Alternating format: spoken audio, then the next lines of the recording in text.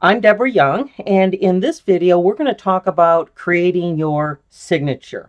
Now, what I want to get into first is to let you know the different types of papers you can use because everybody's kind of confused about this. This is a junk journal. So any paper that you have, it doesn't matter what's on it, you can use it in your journal because 90% of the time you're going to be covering up the page with something. So let's get started with the different types of papers that you have available to you. Now, out of a notebook, I just tore out a sheet of lined paper. And this is really good because, well, I like it because I can fold the edge here. It's at a perforation because I just tore it out of my book. To use it, you can tear along this perforated edge and keep this piece of paper here is good for your embellishment. So when you tear this off, we're going to keep that bit. I have graph paper, dotted paper. You can use regular typing paper on that are just not stained or anything or out of books. Then I have this packet of paper, and I will be selling these. I'm getting packets together now because people have asked for what paper do you use? I want to give you a sample. And so, like in this one, this was a field guides for nature study. And the nice thing about this one is you have pictures here that you can actually cut out and embellish. You can color them in and use them. Even on the inside, you can see we have butterflies and birds. On the back side, it's just words. But when we cut these out, we still have the rest of the page that we can use. So this one I would set aside and just keep. I'm not going to use that in the book right now. Then we can use pages from books that we read. Here's one from a stamp book. Here's one, a really thin sheet of paper. This was from a book that I had that had fallen apart. I don't remember what it was called now.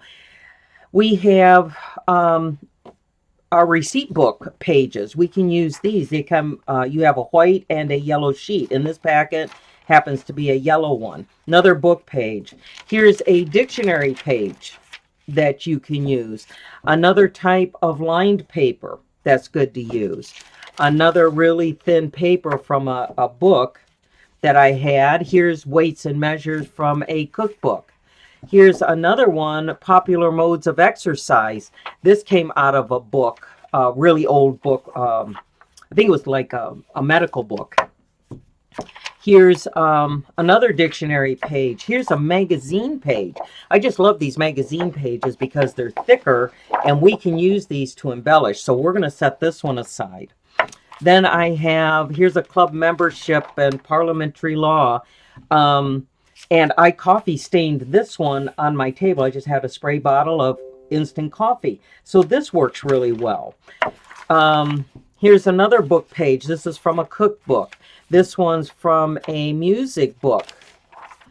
Here's another dictionary page. And then I also have set off to the side here more coffee stained paper. And this is from just typewriter paper that I've coffee stained. So the list of papers that you can use is phenomenal. I mean, you can use old pages that you got from your taxes and things because you're just using anything you can get your hands on to make your journal. And in essence, it hardly costs you anything when you do it that way.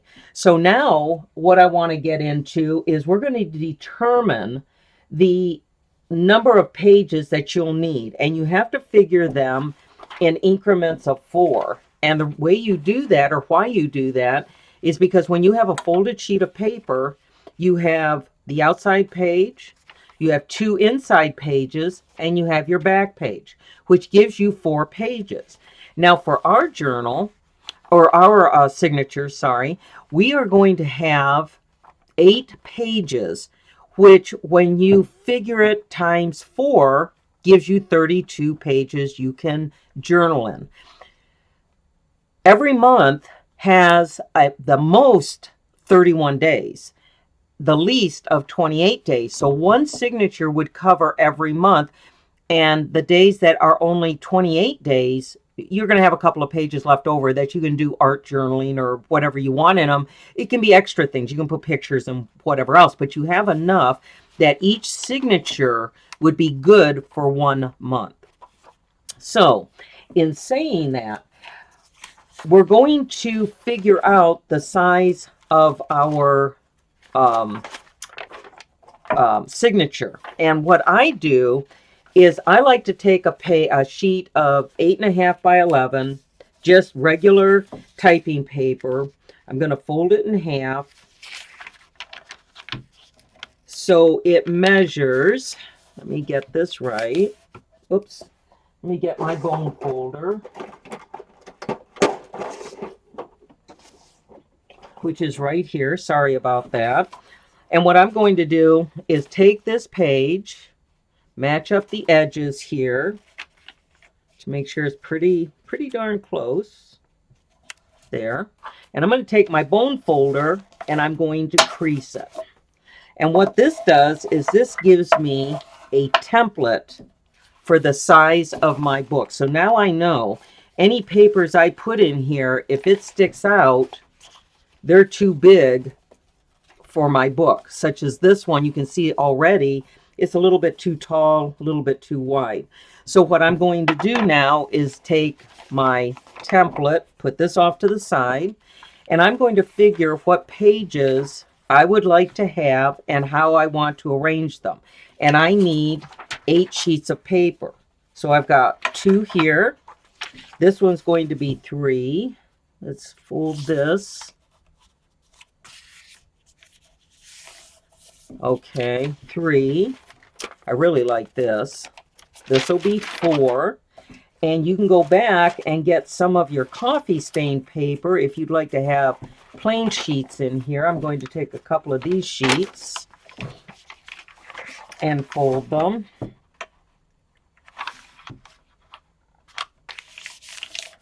There's another one. And then I'm going to take this sheet.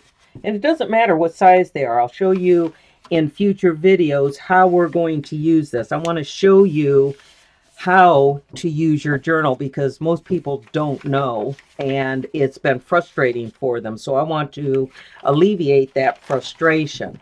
So right now I have 1, 2, 3, 4, 5, 6, 7. I need one more sheet. Let's do this stamp page. I like that it's so thin. So this gives me 8 sheets of paper. Now we're going to fold all of these individual sheets. We're going to fold them in half and make sure that they all stack together in the arrangement that we want. So I'm just taking my pages. I kind of already figured out while I was looking through them which ones I wanted where. And so now I'm just folding them up here. There we go. Okay. So now I'm just tapping it, making sure everything's in the fold. So I'm going to open this up to the center. Make sure it's in that fold. And it is. I don't know if you can see that, but everything is in the fold. And we're going to push it down really hard. So there, everything's there, even at the bottom. Okay? Now, what we're going to do is take our template and put our signature in the center of our template. Now we can see here where it's too long at the top and along the side. It sticks out of the side here. So now what we're going to do is take our ruler, lay it on the edge of our template, which is the coffee stained paper. And I'm going to use my X-Acto knife on this one because this is really small here. And I'm going to cut through all of the different papers.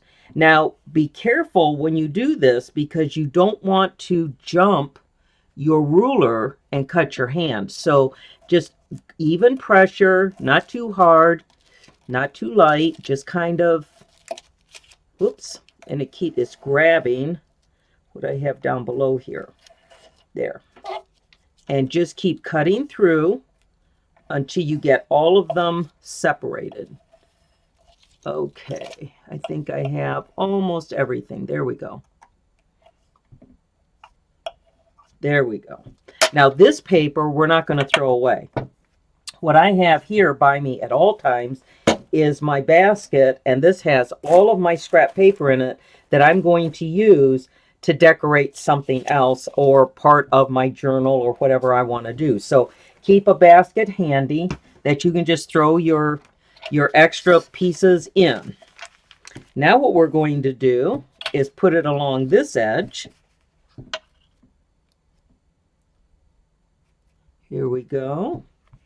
And I'm going to take my X-Acto knife again, keep it against the ruler, even pressure, and start cutting. And it may take 2, 3, 4 passes, just depends on what your paper's like, how thick your paper is, and what type of paper you have. But just keep cutting through until you'll be able to feel it when you're done. You'll be able to feel exactly when you've gotten through to your mat.